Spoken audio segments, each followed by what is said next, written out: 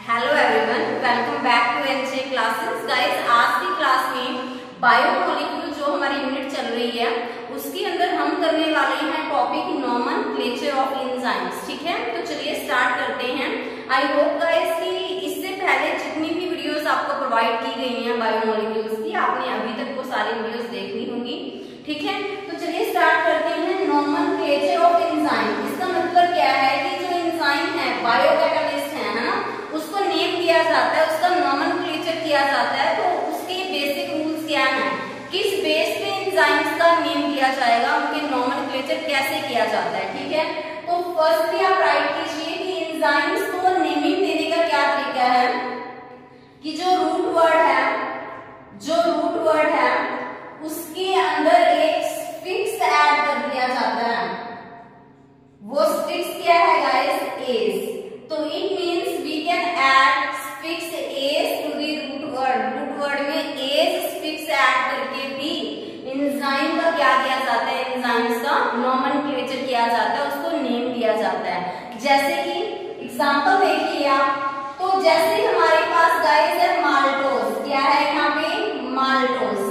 तो माल्टोज है, ठीक है, तो यहाँ पे ये क्या है? Root word. ठीक है, तो अभी देखिए कि माल्टोज के अंदर हमारे पास दो वर्ड है, माल्ट प्लस ओज। तो ओज दिखा रहा है शुगर को। ठीक है, तो यहाँ पे माल्ट के साथ एक स्फिक्स ऐड कर दिया जाता है, दैट इज एज। तो यहाँ पर माल्टोज के ऊपर कौन सा एंजाइम काम करेगा गाइस? Maltase enzyme. तो ये एंजाइम है माल्टेज, कैसे बना? एज स्फिक्स ऐड करके किसके अंदर? माल्ट वर्ड के अंदर। Is it clear? तो इन द सेम वे अगर मैं आपसे कहूं कि लैक्टोज, तो लैक्टोज है, तो वहां कौन सा एंजाइम काम करेगा? देखो ओज शुगर को रिप्रेजेंट कर रहा है, तो लैक्ट के अंदर एज स्फिक्स जब ऐड हुआ तो कौन सा एंजाइम काम करेगा गाइस? यहाँ पे लैक्टेज। ठीक है, इन द सेम वे अगर मैं बोलूं आपको कि सुक्रोज के ऊपर कौन सा एंजाइम काम करेगा, तो यहाँ एंजाइम काम करेगा सुक्रेज एंजाइम। तो आई थिंक इतना आपको क्लियर हुआ होगा कि एंजाइम्स को नोमेनक्लेचर का नेमिंग देने का फर्स्ट तरीका क्या है कि एज वर्ड ऐड किया जाता है, एज स्फिक्स ऐड किया जाता है किसके अंदर? रूट वर्ड के अंदर। ठीक है, सेकंड राइट कीजिए। सेकंड तरीका क्या है एंजाइम्स को नेमिंग देने का? ऑन द बेसिस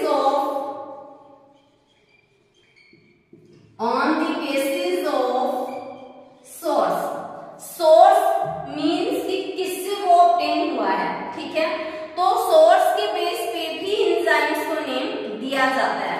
जैसे कि एग्जांपल नोट कीजिए आप, ब्रोमेलिन। तो ब्रोमेलिन क्या है यहाँ पे गाइस? ब्रोमेलिन है एंजाइम। तो ये मिलता किससे है? पाइनएप्पल से। तो पाइनएप्पल की जो फैमिली है गाइस वो क्या है? ब्रोमीलिएसी। कौन सी फैमिली है उसकी? ब्रोमीलिएसी। ठीक है, तो ब्रोमीलिएसी की फैमिली है, उसी के बेस पे मींस वो उसका सोर्स है, उसी के बेस पे इस एंजाइम्स को क्या नेम दिया गया? ब्रोमेलिन। दोबारा देखिए कि सोर्स के बेस पे भी एंजाइम्स को नेमिंग दी जाती है। जैसे ब्रोमेलिन है, वो एक एंजाइम है, तो ये एंजाइम मिलता है पाइनएप्पल से, पाइनएप्पल की फैमिली है ब्रोमीलिएसी। तो ब्रोमीलिएसी उसकी फैमिली है, तो सोर्स है ना, तो पाइनएप्पल सोर्स है हमारे पास यहाँ पे, तो उसी के बेस पे इसको नेम दिया गया क्या? ब्रोमेलिन। तो इट मींस सोर्स के बेस पे यहाँ पे नेमिंग की गई है। ठीक है, तो हमने दो तरीके गाइस अभी तक किए हैं कि सोर्स के बेस पे उसको नेमिंग दी जा सकती है। सेकेंड वन है कि जो हमारे पास रूट वर्ड है उसके अंदर एज स्फिक्स ऐड करके भी उसको नेमिंग दी जा सकती है। ठीक है, नेक्स्ट देखिए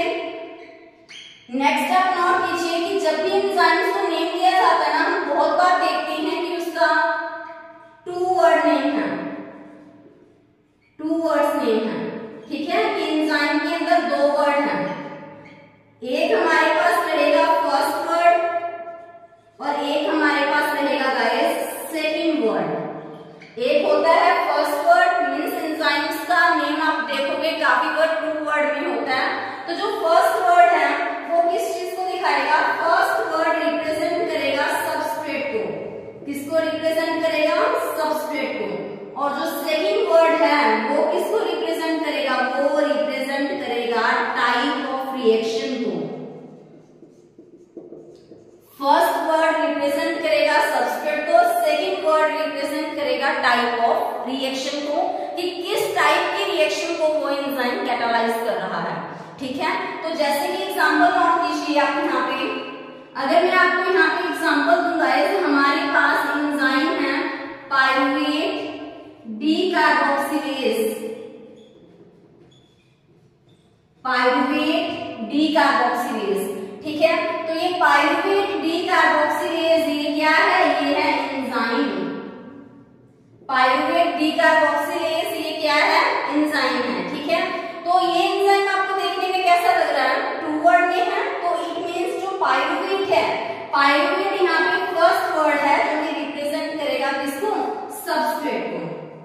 ठीक है, और जो डी कार्बोक्सिलेज है ये हमें बताएगा कि किस टाइप की रिएक्शन यहाँ पे हो रही है। तो आप देखो कि डी कार्बोक्सिलेज से आपको आइडिया हो जाना चाहिए कि किस टाइप की रिएक्शन यहाँ पे हुई है, यहाँ पे हुई है डी कार्बोक्सिलेशन। कौन सी रिएक्शन हुई है यहाँ पे, डी कार्बोक्सिलेशन। तो डी का मतलब होता है गाइस रिमूवल, और कार्बोक्सी का मतलब होगा यहाँ पे CO2 कार्बन डाइऑक्साइड। तो इट मींस नाम से पता चल गया ना, डी कार्बोक्सिलेज मींस वो किस टाइप की रिएक्शन को कैटालाइज करेगा, डी कार्बोक्सिलेशन मींस कि वो CO2 के रिमूवल में हेल्प करेगा। ठीक है, तो जो ये एंजाइम है जो पायरुवेट सबस्ट्रेट है वहां से CO2 का रिमूवल करवाएगा, तो इसी वजह से हम कह देते हैं कि ये सबस्ट्रेट को रिप्रेजेंट करेगा और ये टाइप ऑफ रिएक्शन को, और ये पूरा क्या है, ये नेम है एंजाइम का। तो इस तरह से गाइस हमने 3 तरीके कर लिए हैं एंजाइम को नेमिंग के। एक तो है फिक्स ऐड करके, सेकंड है सोर्स के बेस पे, एंड थर्ड है कि टू वर्ड नेम है जिसके अंदर फर्स्ट वर्ड है वो रिप्रेजेंट करेगा सबस्ट्रेट को एंड सेकंड रिप्रेजेंट करेगा which type of reaction it catalyse. Okay, बाकी फिर हम नेक्स्ट स्लाइड में। नेक्स्ट मेथड देखिए कि एंजाइम्स को नेमिंग कैसे दी जाती है। नेक्स्ट मेथड है हमारे पास कि जो इंटरनेशनल यूनियन ऑफ बायोकेमिस्ट्री है, international union of biochemistry, international union of biochemistry, उन्होंने नेमिंग दी। ठीक है, कैसे दी ये देखिए आप। देखिए जो हमारे पास इंटरनेशनल यूनियन ऑफ बायोकेमिस्ट्री है उन्होंने कैसे नेमिंग दी, उन्होंने क्या किया, उन्होंने एंजाइम्स को कुछ नंबर दिए, उन्होंने एंजाइम्स को क्या प्रोवाइड किए, नंबर प्रोवाइड किए। ठीक है, तो जैसे ही उन्होंने एंजाइम्स को नंबर प्रोवाइड किए तो उन नंबर्स को क्या कहा जाता है, ईसी नंबर। ईसी नंबर का मतलब है उसको कहा जाता है एंजाइम कमीशन नंबर। ठीक है, तो उन्होंने क्या किया, एंजाइम्स को नंबर प्रोवाइड किए जिसको हम ईसी नंबर बोलते हैं, यानी कि एंजाइम कमीशन नंबर। ठीक है, तो इस तरह से डिफरेंट टाइप के ईसी नंबर हैं, जैसे कि EC number 1, EC number 2, EC 3, EC 4, इसी तरह से ईसी 5, ईसी 6। ठीक है, तो इस तरह से क्या होते हैं, डिफरेंट टाइप के ईसी नंबर होते हैं। तो जो ईसी नंबर 1 है उसके अंदर कैसे एंजाइम आएंगे, उसके अंदर आएंगे guys oxido reductase enzyme, oxido reductase enzyme. और ईसी नंबर 2 है उसके अंदर कैसे एंजाइम आते हैं, उसके अंदर आते हैं ट्रांसफिरेसिस एंजाइम। ठीक है, और जो ईसी नंबर 3 है उसके अंदर कैसे एंजाइम आते हैं, उसके अंदर आते हैं हाइड्रोलाइसिस एंजाइम। क्लियर, और जो ईसी नंबर 4 है उसके अंदर आते हैं लाइएज एंजाइम, और ईसी नंबर 5 के अंदर आएंगे गाइस आइसोमेरेज एंजाइम।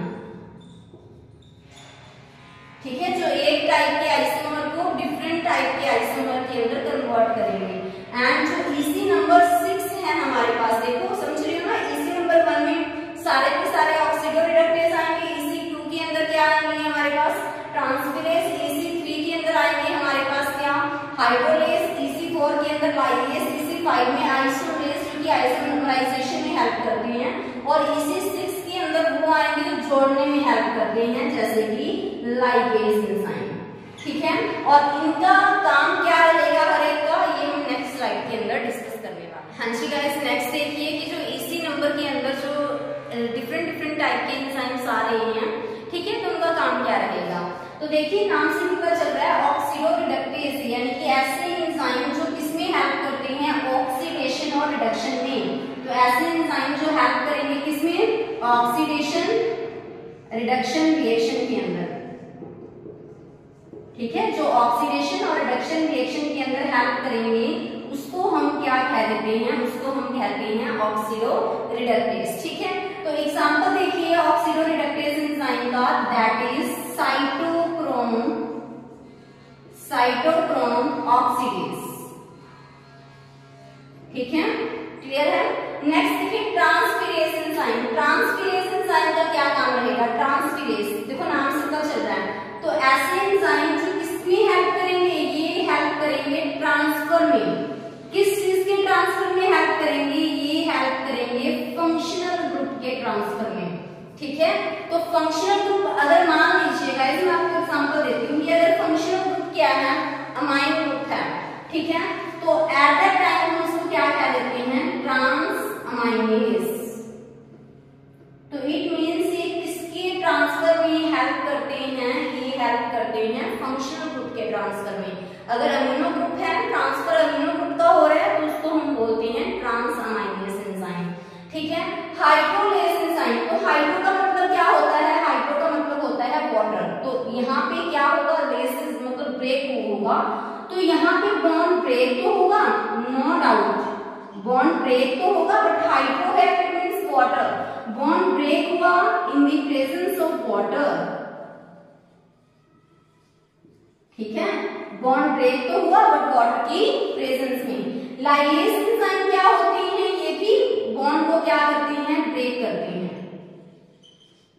बट यहाँ पे हाइड्रो वर्ड था तो इट मींस वाटर का एडिशन हुआ, बट यहाँ पे नहीं है, तो इट मींस बॉन्ड ब्रेक होंगे but without water, without addition of water. Clear है। नेक्स्ट देखिए कि जो आइसोमरेज एंजाइम है, आइसोमरेज एंजाइम किसमें हेल्प करेंगे, ये हेल्प करते हैं गाइस आइसोमराइजेशन में। आइसोमराइजेशन क्या होता है, जिसके अंदर एक आइसोमर चेंज होगा, किसके अंदर चेंज होगा, किसी अनदर टाइप के आइसोमर के अंदर। एक आइसोमर चेंज होगा किसके अंदर, किसी अनदर टाइप के आइसोमर के अंदर। तो जब एक आइसोमर किसी दूसरे आइसोमर में चेंज होगा तो उसको हम क्या बोल देते हैं, आइसोमराइजेशन रिएक्शन, और उसमें हेल्प कौन करेगा, आइसोमरेज एंजाइम। जैसे कि अगर मैं आपसे कहूं कि जो ग्लूकोज 6-फॉस्फेट है, अगर वो चेंज हुआ किसके अंदर, फ्रक्टोज 6-फॉस्फेट के अंदर। ठीक है, तो यहाँ पे कौन सा एंजाइम हेल्प करेगा, देखो ये आइसोमर ही तो है एक दूसरे के। तो जब एक आइसोमर से किसी अनदर टाइप का आइसोमर बनता है तो उसको हम क्या बोलते हैं, आइसोमराइजेशन रिएक्शन, और एंजाइम हेल्प करते हैं वहां पर आइसोमरेज एंजाइम। नेक्स्ट है लाइगेज एंजाइम। लाइगेज का मतलब होता है ज्वाइन करना। ठीक है, जो ज्वाइन करवाने में हेल्प करेगा।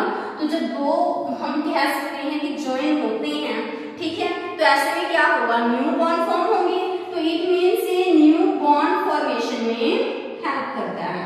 तो लाइगेज एंजाइम का तो गाइस आपको ध्यान रखना है कि ये हमेशा किसमें हेल्प करेगा, ज्वाइनिंग में हेल्प करेगा।